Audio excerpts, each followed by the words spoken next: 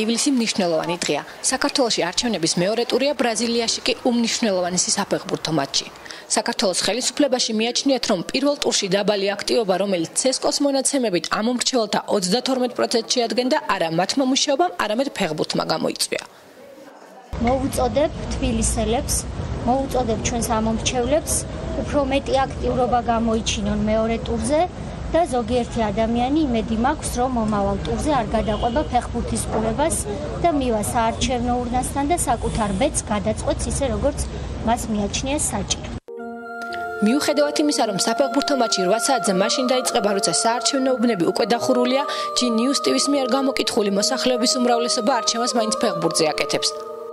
რომელი უფრო მნიშვნელოვანია თქვენთვის, არჩევნები თუ ფეხბურთი?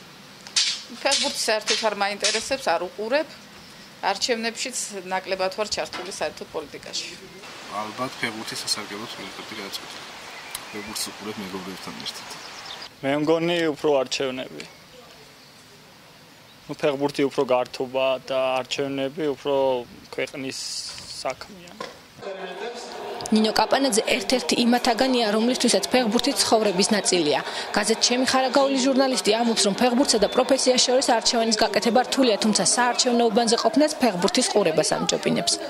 ძალიან რთული არის ამ დროს არჩევანის გაკეთება, იმიტომ რომ ბუნებრივია ხა მთელი პერიოდი, მთელი 4 წელი ელოდები, რომ საყვარელი გუნდი ითამაშებს, ელოდები მის გამარჯვებას, რაღაც მოუთმენლად, ხარ ძალიან აქტიური ფანი, მაგრამ ამავე დროს უბანზე ხდება ძალიან საინტერესო ამბები.